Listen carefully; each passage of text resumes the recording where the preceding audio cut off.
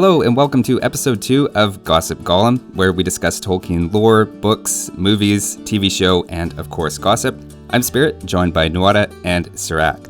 So guys, I thought we'd start off this time maybe just talking about the new episode that just came out. The episode 4 of season 1 just came out, and just curious, some thoughts from you guys or impressions from the show. First of all, I gotta say we have some amazing shots of Numenor.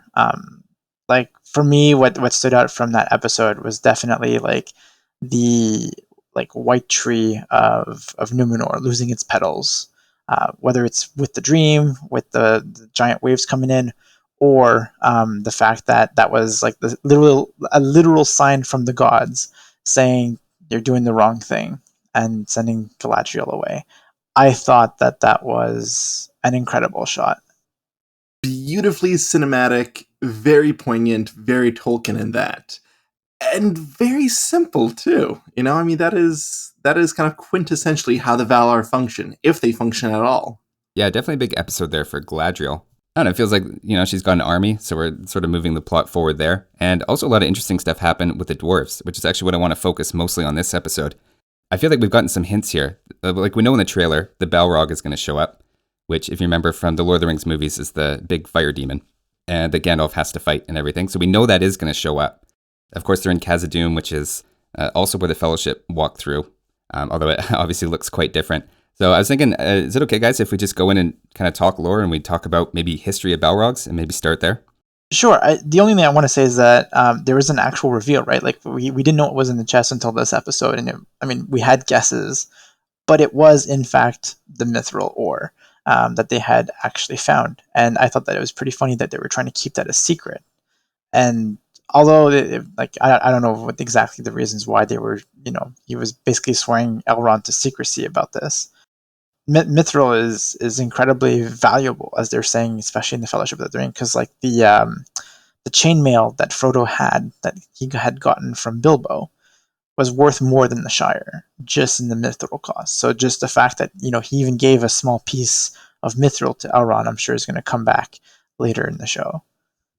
So it's interesting because I don't know why they're keeping it a secret. At this point in time, at least with Tolkien's works, mithril comes from a multitude of places. It's found in Valinor, so the elves very much know what it is. It's found in Numenor. The Numenorians have been working and manufacturing with it for a while. And it's found in one other place, Khazad-dûm, Moria. So they might have just been discovering it there, but it's been around. This is just kind of one more place to have found it. Its true value doesn't come until after the Second Age. And is that because they're not mining it anymore and it becomes more rare? Is it a common at one point in the lore? You make it sound like a lot of places have it. It becomes exceptionally rare because basically those prior two locations that I just mentioned vanish entirely. Valinor is completely shut off from Middle-earth. After Numenor sails west to assault the Undying Lands, Valinor itself gets removed from the sphere of the world. The world suddenly goes from becoming flat and Valinor being a place you can physically travel to suddenly being placed outside of the world. Just to clarify, Valinor is where Galadriel was going to. This is like elf heaven, basically. Valinor itself will probably require its own episode and then some. It's fairyland, for lack of better words. Okay, so they found mithril, and I do think this sets us up nicely to talk about Balrogs. Okay, well, from what we know, right, from the story is that the dwarves themselves, because they were mining for that mithril, right, they have that wonderful quote, that Saruman was voicing over. Christopher Lee was voicing over as, Gandalf and the company was actually going into Moria. And, the reason why Gandalf didn't want to go in there is because he knew that they had awoken a Balrog by being too greedy and too relentless in their search for mithril. So they dug too deep, too far, and awoke something in the darkness. And obviously that is the Balrog. But now they did kind of tease that in the trailer. So I'm just wondering if we're actually going to see the fall of it, or this is an entirely new Balrog that comes out from somewhere else entirely, which I feel would Hmm. I don't want to say like give false hope to the fans that we want to see the fall of Khazad-dûm, but it could very well be. That would be interesting from the timeline, because basically, the Battle of the Last Alliance has Durin the Fourth, the young Durin that we see now in the show. Lead a contingent of dwarves from Khazad-dûm at the Battle of the Last Alliance. And it's not until Durin the Sixth that the Balrog is awoken and tears down Khazad-dûm and sends the houses of the dwarves scattering. And just for the record, we're talking like thousands of years, right? Yeah. We're talking pre-Erebor establishment. That's the big mountain in the Hobbit movies that they're trying to That get is to. the Or lonely Smaug. mountain on which Smaug, the great and terrible, took roost. Do you mind if we back up, though, and talk about what Balrogs actually are? Like, what is this thing they woke up? Why is it down there in the first place? Where's its parents? What's the story here? What's his name, even? You called it earlier a fire demon, and that's not quite what it is. Shadow and flame, yes, but not fire. I'm gonna get biblical here. In the beginning, there is the one creator. There is Eru Iluvatar, and he creates the Ainur. And, these Ainur are spirits of power. There's greater Ainur, lesser Ainur, the Valar, the Maya, things like that. It's terminology. If we want to keep it simple, they're like angels, okay? One of the Ainur, Melkor, rebelled, and a whole bunch of lesser Ainur, Maiar, joined him in rebellion against Eru Iluvatar. These Ainur took on different shapes and forms. Someone like Sauron, who is a Maiar, very similar to a Balrog, which is also a Maiar, took on multiple shapes. Sometimes, in the earlier days, he took on the shape of either a great werewolf or a vampire. Or, there were different ones that took on other fell shapes. A Balrog is nothing more than a fallen Maiar who has taken the shape of a great form of shadow and flame. Not a flame that really gives off light. It's something much more foul, much more malicious. The problem is that these are remnants of elder days. There was an army of Balrogs. But when the Valar came, with the forces of Valinor and shattered Melkor's army, the Balrogs either were slain, imprisoned, or fled to the deepest, darkest hole that they could find in the hopes that they would be forgotten. We don't know if Durin's bane is the last. We don't know if he's just the first to awaken. We don't know if he's the only one left in Middle-earth. But he was there, and he is what the dwarves of Khazad-dûm awoke. Interesting. Is he the only Balrog actually that we ever have named, or we ever have play a major part in a story? That kind of has his own story and is not just like part of the army type thing? So there was, I believe, the lieutenant of the Balrogs. I think his name was Gothmog, which actually shares his name from that same crippled orc with the one eye in the Lord of the Rings movies. He was actually the lord of these Balrogs. I think that is the only one that was named, but maybe Nuadha knows a little bit more than I do on this one. So as far as body counts for the elves go, Gothmog in particular was actually responsible for the deaths of Gil-galad, the king of the elves' predecessors. Balrogs were responsible for, when Melkor stole the Silmarils and was literally being devoured alive by the giant spider Ungoliant, whose poison killed the two trees. Melkor couldn't resist her. He had to cry literally for help, and it was an army of Balrogs that eventually drove off Ungoliant, this creature of poison and shadow, who was quite literally like either the mother or at the very least ancestor of Shelob, that giant spider that we see Sam and Frodo fight in the Lord of the Rings films. These are almost biblical creatures in terms of age and power, and the only reason we even really see something like Gandalf actually do wizard-like things. You know, the "you shall not pass," the shattering of the bridge, the grabbing the sword and suddenly just diving into the battle, is because he is quite literally one of these Maiar. He is allowed to finally break loose and fight mano a mano with this creature. And wins. I mean, that's pretty impressive. Was it a win though? I thought they tied. They killed each other. Well, I think he won and then died of his wounds. But, I mean, he smote him and he threw him off the top of the mountain, right? Smote his side upon the mountain. It's true, but it did cost him his life to do so. I call that a Pyrrhic victory. Okay, so that's the story of the Balrog and what he's doing there. But can we talk about now sort of his bigger role he has to play with Khazad-dûm? So there is a nice transition that happens between when we see the Khazad-dûm in the Rings of Power, which let's assume that's canon, that it looks, this wonderful and it's really big. This is supposed to be on like a multi-story thing, which I think that, we saw elevators, so I'm on board. Okay. So what happens is they eventually awake the Balrog, and the Balrog, like, they fight the Balrog for like, I want to say like 3 to 5 years or something like that. And then the Balrog eventually like chases them out because they have so many caves, so many halls to hide in that, they kind of keep going their business, but they keep losing like one hall after the other as the Balrog is advancing through the halls and basically claiming its territory. What then eventually happens is the dwarves have fewer numbers left and they realize victory is not an option. So most of them, they leave and they found Erebor, like the Lonely Mountain. That's where they go.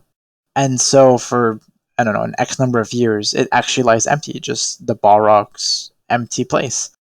Until, the Balrog calms down, I guess, because he's like, oh, the place is mine, this is fine. So orcs eventually crawled back in. So we did see in like the Hobbit movies that there were attempts to retake the halls of Khazad-dûm, which I believe there were many attempts, but if we go by the Hobbit movies, it was, what is it, like Thorin's father or grandfather that led the assault on an almost victory where they almost reclaimed it. Now, they didn't actually reclaim it until after the Hobbit movies, where it was Balin, one of the dwarves from the expeditions, the dwarf there with the white beard that brings wisdom about. I don't know. For me, it's one of my favorite dwarves of Thorin's company in the Hobbit He's movies. definitely the nicest dwarf. Yeah, definitely the nicest. Bilbo the most. Exactly. So he's the one who actually leads his company, and he does in fact retake Moria, at least parts of it anyway. But every step of the way, he is fighting those orcs because, like, obviously he's bringing his company, and he actually settles in the 21st hall, which is one of the main halls on the I want to say like the main floors, because there's a couple floors above, a couple floors below, but he settles in there. And I guess that's kind of like the big chamber that we saw with all of the columns as the Fellowship was running through in the Fellowship of the Ring movie. So they kind of settled in there, but eventually they got overrun with orcs because orcs just were there in such numbers. But they fought valiantly, and it was kind of a surprise because they hadn't heard from him in, I want to say, like 50 years maybe.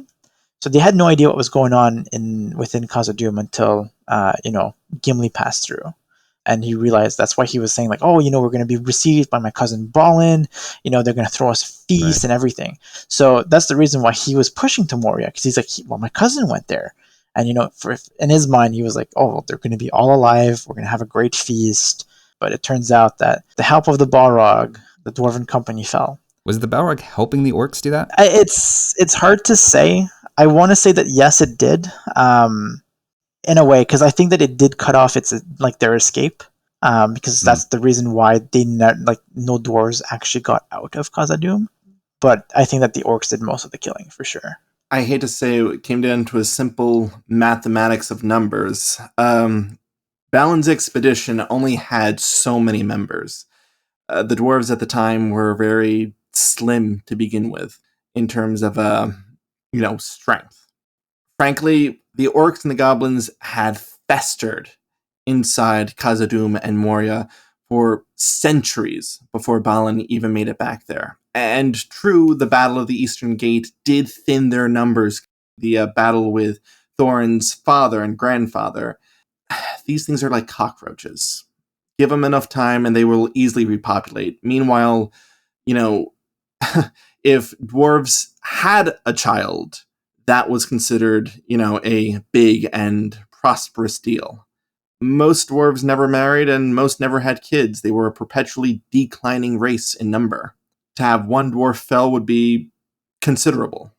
But I just want to make sure that I didn't speak out of my hat on anything. Like everything made sense, right? And we're talking like this happened over like thousands of years.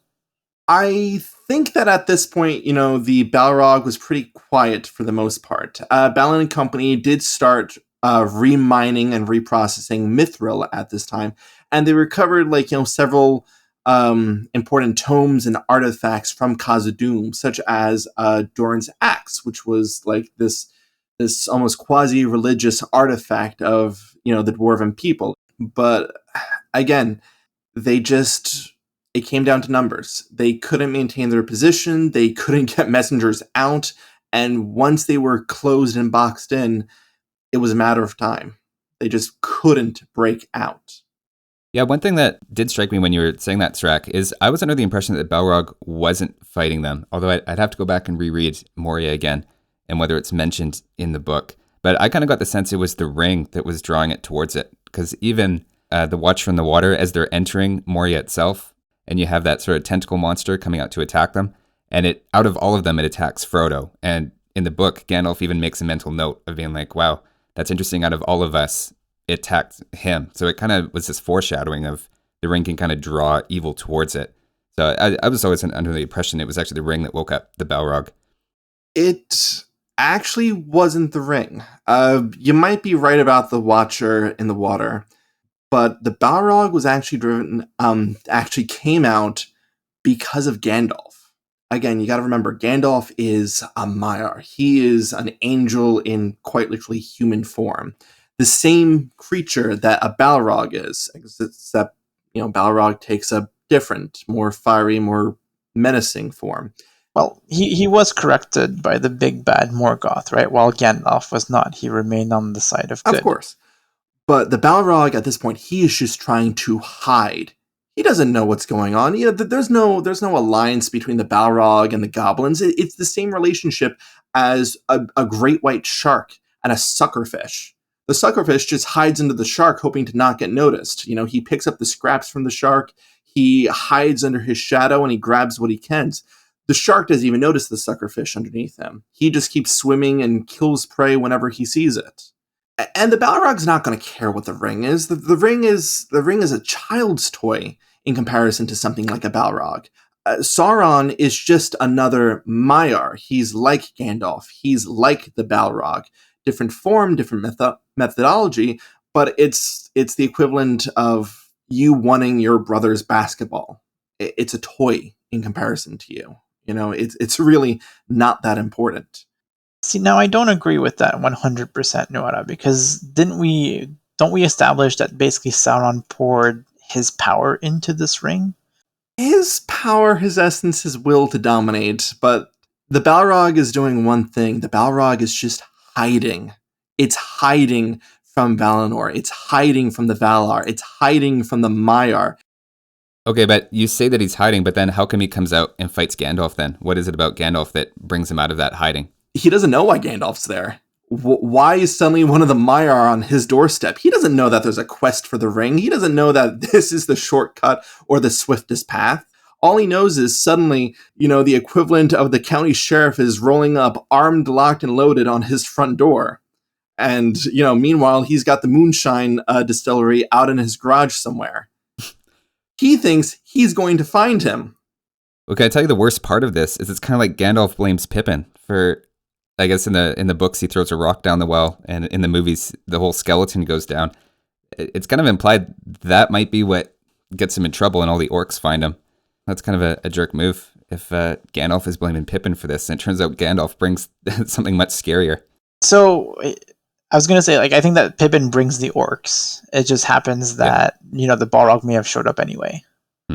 So if Gandalf is blaming Pippin for the Balrog, I think that that's unfair. However, for the orcs, he's 100% correct. We 100% blame Pippin for everything that happened wrong in both the books and the movies. Ball of Isildur, Especially the Pippin. movies. He gets the short Numenor, end. Guys, get in the Pippin. comments. The Tooks did nothing wrong. Smaug, Pippin.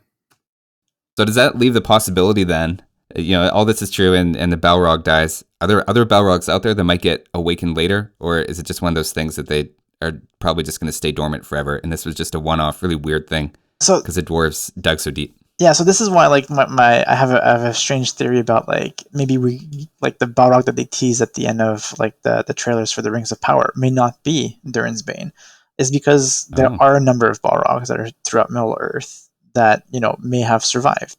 We don't know the exact number. We don't know where they are.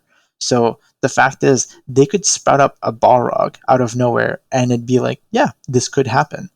In the game Shadow of War, I think it was, that's actually one of the plot points, the orcs have these necromancers, very, very lore-breaking, and there's literally no other context anywhere in Tolkien's works about the idea of more Balrogs, other than they hid. They are spirits of the Elder World, and they hid. We don't know how many there are, we don't know where they hid, we don't know how they hid.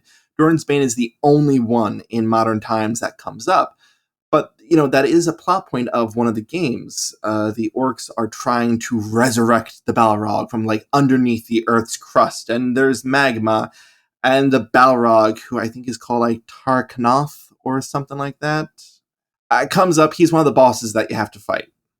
And you don't even fight him. Something else fights him. That's kind of the context of how much of a big deal the Balrog is. I mean, if we're going to go into like gaming territory, right? Even in Lord of the Rings Online, there is a chained Balrog, one of the enslaved ones that the elves are keeping watch on, and that's literally what the first raid is all about. Is you basically get to kill a Balrog, and honestly, like the first time I played it, it felt epic. Now I don't know if we want to go too much into the gaming lore because obviously they're breaking a lot of canons and stuff like that, and would I put it past Sauron, considering that he was also called a necromancer, to have a Balrog corpse hanging around, maybe to try to resurrect? Probably not. So I'd buy that. But that even, again, brings into the idea of how strong these things are. Like, Gandalf at first doesn't even try to fight it. It's not like a Harry Potter in which, he waves the staff and blasts it with magic. Gandalf's first reaction is to try to bar the door with as many and as powerful sealing like runes and spells that he knows. And the Balrog pushes them aside like a child swatting package string. At first, Gandalf's the best magic that he knows is not enough to contain him. This is true. I think he even mentions in the book that like he like loses his concentration, and it's like that's the reason why he's using solo magic, and tells him that this like he's facing something he's never faced before. Basically, is the fact that he's facing something from ages past, right? And if you want to like look at it in some perspective, that like First Age, is like the most powerful of beings that fight each other. Like this is literally like wars of angels and gods and everything in there, with demons. And then the Second Age, it kind of declines. You still have some of that power left, but then it keeps declining into the Third Age, right? And so like Gandalf and those Balrog, you're fighting on a completely different scale. And even then, the Balrog just almost tosses Gandalf's magic aside like it was nothing. That's impressive. And at the time of both the books and the movies, there is maybe 3 people left in Middle-earth who have even a chance, even the slightest chance, against something like Durin's Bane. You have Gandalf, one of the Astari, one of the wizards. You have Saruman, again, one of the Astari, one of the wizards. And you have Glorfindel. Now, without going too far into this, how sure are we it's the same one? I am 100% sure that is the same one, and I will fight that until I'm blue in the face. Okay, that's good. We're on the same page Good, then. okay. I was also thinking that. Yeah, I don't think they'd throw in another one. So since we talked about, sort of the Balrog and the whole story of Khazad-dûm, so he kills the Balrog. Like, what happens in Moria next? Do the orcs just take it over? Or? So the orcs still have it, right? So like, as we saw in the movies, it's still filled with orcs.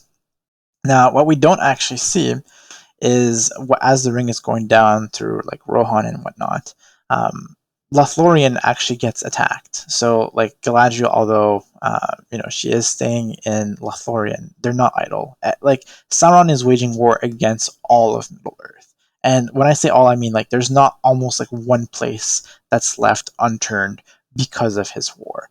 Like for example, in the Hobbit movies, we see Erebor. There's a company of Easterlings and orcs that tries to take it. At the same time, the armies of Dol Guldur, where we saw again, where Galadriel basically banished Sauron in like the third Hobbit movie. It's still around. It's still breeding orcs. Same thing with Moria. They're attacking Mirkwood. They're attacking Lothlorien. But more to your point is that the orcs are actually attacking these places. They are coordinating with the rest of the attack on Middle Earth. But furthermore, after the War of the Ring ends, right, where Sauron gets defeated, I believe, is Gimli starts a company to go grab it. They reclaim it. Actually, unfortunately, Gimli never lived long enough to see the retaking of Khazad-dûm. Gimli would instead actually lead a group of dwarven settlers to the Glittering Caves behind Helm's Deep and become lord of the manor and settlements that he establishes there. He would later spend time with his friend Legolas Greenleaf, exploring and seeing the woods of Mirkwood, and basically spend the next however many years of his life. And Fangorn. Mm-hmm. He would spend the rest of his life traveling around Middle-earth with his dear friend until he at last departed on one of the final ships, sailing for the Undying Lands. His gift as perhaps the greatest friend of the elves. No, Khazad-dûm would in fact be later reclaimed. It would not be reclaimed until several hundred years into the Fourth Age, long after the deaths of everyone we know, basically. Some would say it's a descendant, some would say it's, the son of Thorn III, the Stonehelm, who I believe, correct me if I'm wrong, after the death of Dane, would become King of the Lonely Mountain and of Erebor. So, this could be anything from 200 years to 800 years. Take your pick. He did not give us a specific number.